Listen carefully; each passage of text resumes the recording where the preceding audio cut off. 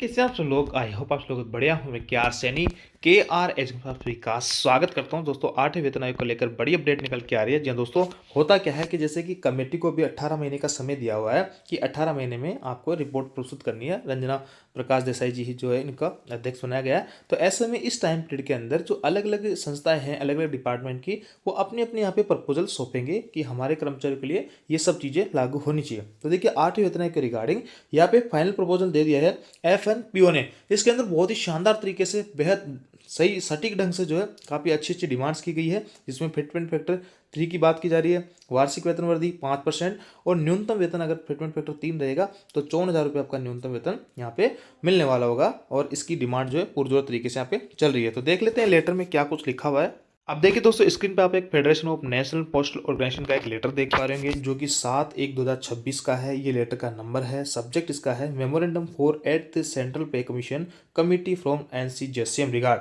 यहाँ पे देखिए दोस्तों, आपके कई सारे मुद्दों को उठाया गया है जिसमें मिनिमम वेजेस की बात है, फिटमेंट फैक्टर है, हायर पे स्केल है, पे स्ट्रक्चर है, अलाउंसेज है, प्रमोशन है। और इस पीडीएफ को बहुत ही सधे हुए तरीके से, बहुत सही ढंग से हर चीज़ों को एक्सप्लेन करके इसमें बताया गया है कि क्यों एट सीपीसी के अंदर ज़्यादा फिटमेंट फैक्टर की रिक्वायर्ड है, फैमिली यूनिट को बढ़ाने की रिक्वायर्ड है, और भी तमाम तरीकों की चीज़ों को जो है बहुत अच्छे ढंग से एक्सप्लेन कर रखा है।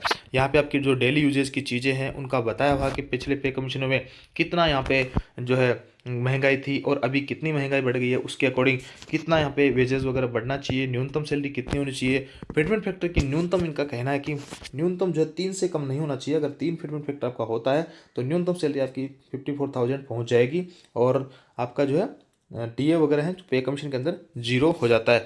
और भी कई तरीके की चीज़ें इसके अंदर बताई गई है। इसको मैं समराइज करके आपको बताता हूँ। पूरे पेज 60 पेज की पीडीएफ है। और यहाँ पे देखिए इन्होंने पे स्ट्रक्चर भी अपना दे दिया है कि लेवल के हिसाब से फिटमेंट फैक्टर इन्होंने 3 माना और उसके हिसाब से इन्होंने जो है सारे कुछ जो है डिटेल से इन्होंने यहाँ पे बता भी दिया है। चार्ट भी पब्लिश कर दिया है, जारी कर दिया है इसके अंदर कि इतना जो है वेजेज यहाँ पे होना चाहिए, न्यूनतम वेतन होना चाहिए। तो इसको मैं आपको समराइज करके बताता हूँ कि इसका जो है समराइज क्या है। पूरे 60 नंबर की पेज की पीडीएफ है। इसको एक्सप्लेन करना यहाँ पे आसान नहीं होगा। तो इसको समराइज करके मैं थोड़ा सा आपको बता देता हूँ। अब देखिए दोस्तों, एफ एन पी ओ का जो लेटर है 7/1/2026 का, उसके महत्वपूर्ण जो है समरी क्या है वो मैं आपको बताता हूँ। सबसे पहला है वेतन ढांचा। 8वें वेतन आयोग में 7 सीपीसी की पे मैट्रिक्स को ही आधार बनाया जाए, लेकिन उसमें कमियां का दूर कर सुधार किया जाए। वेतन स्तरों के बीच अनुचित अंतर पे कंपैरिजन में खत्म किया जाए। दूसरा देखिए इंपॉर्टेंट चीज है, न्यूनतम वेतन को लेकर क्या कुछ लिखा हुआ है। लेवल 1 का न्यूनतम वेतन 54,000 करने की मांग। न्यूनतम वेतन तय करते समय वास्तविक जीवन यापन लागत को आधार बनाया जाए। यानी अभी जो है सारे कुछ इधर जो संचार के साधन है, जो इलेक्ट्रिसिटी है, सब चीज़ों को यहाँ पे इसके अंदर इंक्लूड करके और उसके आधार पे यहाँ पे जो है पे कमीशन के अंदर पे स्ट्रक्चर को बदलने की मांग की जा रही है। आगे फैमिली यूनिट की बात की जा रही है। न्यूनतम वेतन की गणना परिवार इकाई के आधार पर हो। परिवार में कर्मचारी प्लस आश्रित सदस्यों को ध्यान में रखा जाए। शिक्षा, स्वास्थ्य, आवास, परिवहन जैसी जरूरतें शामिल हो। यहाँ पे अभी तक फैमिली यूनिट 3 रखी गई है, लेकिन इसको 5 करने की मांग की जा रही है। अभी जो भी गवर्नमेंट कर्मचारी होते हैं उसके माता पिता को फैमिली यूनिट के अंदर काउंट नहीं किया जाता है। कर्मचारी और उसकी पत्नी और बीवी जो है 2 बच्चों, पत्नी और 2 बच्चों तक यहाँ फैमिली यूनिट में काउंट किया जाता है। वार्षिक वेतन वृद्धि अभी जो आपको पता है इंक्रीमेंट आपका 3% लगता है, जो कि यहाँ पे 5% की मांग की जा रही है कि एनुअल जो है 5% का इंक्रीमेंट दिया जाए। 3% का इंक्रीमेंट पर्याप्त है। पांचवा देखिए भत्तों का पुनरीक्षण। अलाउंसेस को रिवीजन करने की बात की जा रही है। सभी भत्तों का नए वेतन ढांचे के अनुसार पुनरीक्षण किया जाए।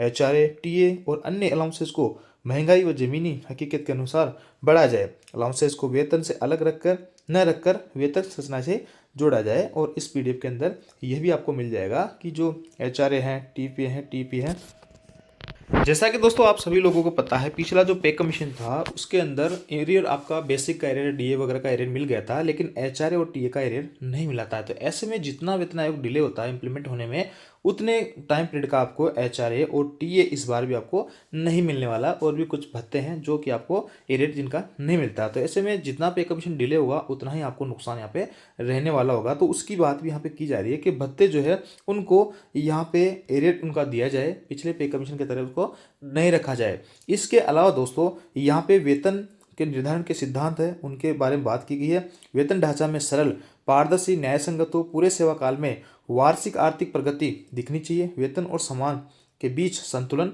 बना रहे। इसके आगे इसका निष्कर्ष। और देखिए इस पीडीएफ के अंदर जो कि 60 पेज की है, आपको और भी कई सारी चीज़ें मिल जाएगी, लेकिन मोटा मोटा यही है कि फिटमेंट फैक्टर 3 हो, वेतन वृद्धि 5% हो, फैमिली यूनिट को बढ़ाया जाए, सभी भत्तों का एरियर जो है वो उनका भी भुगतान किया जाए, जो कि पिछले पे कमीशन में नहीं किया गया था। दूसरा ये भी एक कयास लगाए जा रहे हैं कि एक जैसे कि 15-18 महीने आपका यहाँ पे कमेटी ले रही है, 5-6 महीने सरकार इंप्लीमेंट करने में लगेगी।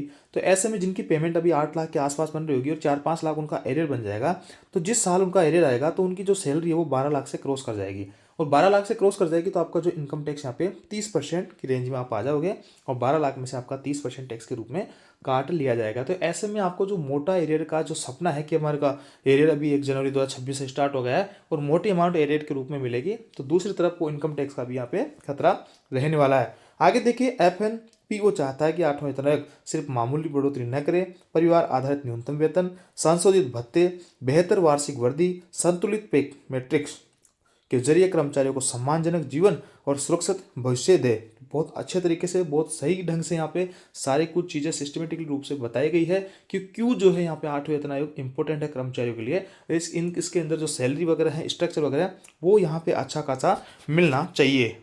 तो दोस्तों यहाँ पे मैंने इस पीडीएफ के कुछ इंपॉर्टेंट टॉपिक्स आपको बताए हैं, इंपॉर्टेंट पॉइंट्स कौन कौन से हैं वो बताए। इसके अलावा इस पीडीएफ में आपको जो पिछले जितने भी पे कमीशन है उनसे कंपैरिजन करते हुए आपको मिल जाएगी कि किस हिसाब से, किस रेशो से सैलरी बढ़ी है, पिछले पे कमीशन में क्या था, इस बार क्या होना चाहिए। ये सारी कुछ चीज़ें आपको इस पीडीएफ के अंदर देखने को मिल जाएगी। हालांकि दोस्तों जहाँ तक लगता है कि इतना सब कुछ सरकार यहाँ पे नहीं देगी, लेकिन मांग अगर आप ज़्यादा हाई होगी तो उतना आपको अच्छा खासा मिलने की उम्मीद यहाँ पे रहने वाली होगी। बाकी सारा कुछ जो है यहाँ पे फाइनल डिसीजन रहेगा वो सरकार का रहेगा। कमेटी मान लो कमेटी भी यहाँ पे 3% का जो रिकमेंडेशन कर देती है, तो भी सरकार यहाँ पे फाइनल अप्रूवल देगी या नहीं देगी वो पूरी तरीके से सरकार के ऊपर डिपेंड करेगा। लेकिन यहाँ पे जो चीज़ें मांगी गई है, जो चीज़ें उठाई गई है, वो बहुत सटीक तरीके से उठाई गई है, लॉजिकल तरीके से उठाई गई है। ऐसे हवाई जो है बातें नहीं की गई, हर चीज़ को बड़े बारीकी तरीके से समझाया गया है और यहाँ पे हर चीज़ों को यहाँ पे बहुत अच्छे तरीके से एक्सप्लेन किया गया है। और प्रमोशन को लेकर है, ट्रांसफ़र को लेकर है और एचआरए को लेकर है कि जो एचआरए यहाँ पे 20 और 30% ही रखा जाए, 10% का जो है एचआरए सफिशिएंट नहीं होता है, तो ऐसे में एचआरए भी बढ़ाने की मांग की जा रही है। और भी कर्मचारियों के हित में बहुत अच्छी अच्छी पैरवी इसके अंदर की गई है एफएनपीओ के द्वारा, तो बहुत अच्छी पहल आप इसको कह सकते हैं। और सभी जो दूसरे डिपार्टमेंट है, दूसरे स्टाफ साइड कमीशन की तरफ से अलग अलग तरीके से अलग अलग डिपार्टमेंट के कर्मचारियों के लिए ऐसे लेटर लिखा जाएंगे। अभी हाल ही में सीआरपीएफ ने अपनी एक यूनिट यहाँ पे तय की है, बनाई है, जो कि अब उनके कर्मचारियों की पैरवी करेगी 8वें वेतन आयोग के अंदर। तो ऐसे में देखना ये होगा कि सरकार कौन कौन सी चीज़ें मांगती है, कौन कौन सी चीज़ें नहीं मानती है। बाकी यहाँ पे मांग बहुत अच्छी खासी हाई होनी चाहिए। 3 की मांग की गई है, तो अगर यहाँ पे 2.57, 2.86 या फिर 2.2 के ऊपर जितना मिल जाए वो यहाँ पे बेहतर रहने वाला होगा फिटमेंट फैक्टर।